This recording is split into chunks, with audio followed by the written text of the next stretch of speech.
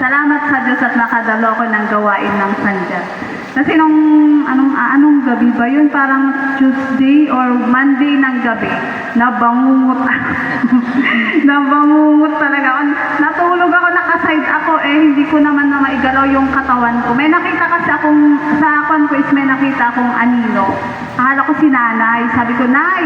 Sabi ko ganyan. Tapos hindi siya umiimik. So alam ko nang hindi si nanay yun. Tapos nung palapit na yung anino, hindi ko na maiikwan yung, sa panaginip ko hindi na ako makagalaw. Kahit na anong sigaw ko, Noel ako ng Noel. Siyempre walang lumalabas. Tapos nag-pray talaga ako na, Lord, samahan mo ako. Ganun ako. Tapos yun, may boses na lumabas. Pero saglit lang yun. Tapos yung na naman, yung kamay ko kusa na siyang tumataas. Sa panaginip ko kusang tumataas yung kamay ko. Di, kahit na anong sigaw ko talaga, siyempre bangungot, garod hindi niya maririnig. Tapos nung pero sa isip ko nagpipray talaga ako na, Yahweh El Shaddai, huwag mo kong pabayaan. Samahan mo ako, tulungan mo ako, yung ganun na ko. Tapos sigaw ako ng sigaw.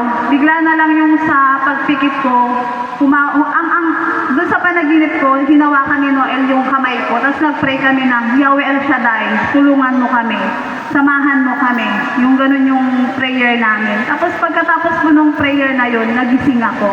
Doon ko na hingal talaga ako. Yung pagod ako na, kasi hindi ko may paliwanag. Tapos ginigising ko si Noel. Siyempre, nanghihina ako, hindi niya naririnig. Siguro kasarapan ng tulog niya. Nung medyo kaya ko nang bumangon, ginising ko talaga siya kasi natakot ako bigla. Pero alam niyo yung, hindi naman ako takot na mamatay. Ang nakakasama lang ng loob, mamamatay ka dahil sa gawa ng masama. Kasi yun ngang parang aanuhin ka, kukunin ka na hindi ka man lang pan. Pero doon ko na patunayan na the best talaga ang prayer. Sa lahat, the best talaga ang prayer. At saka doon ko rin naisip na ang buhay pala saglit lang. Kumbaga, yung laging sinasabi sa atin na ang pagpunta ng Panginoon ay parang magnanakaw. Ang kamatayan parang magnanakaw din yun. Na, syempre kung talagang niloob ni Lord na hindi na ako magising, di awan na kumakatan.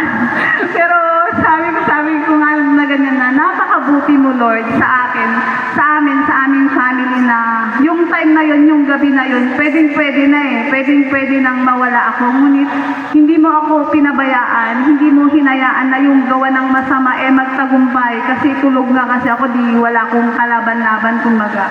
Parang yung nasa isip ko na hindi pwedeng mamatay ako sa paraang ganito. Yun yung kwento na hindi pwedeng yung gawa ng kaaway yung magtagumpay nung gabi na yun. Kaya salamat Lord, salamat. Tunay ngang napaka makapangyarihan mo. At doon ko rin napatunayan na kahit pala tulog tayo, talagang binabantayan tayo ni Lord. Hindi siya, nakafocus lang siya sa atin. Kaya maraming salamat Lord. Amen.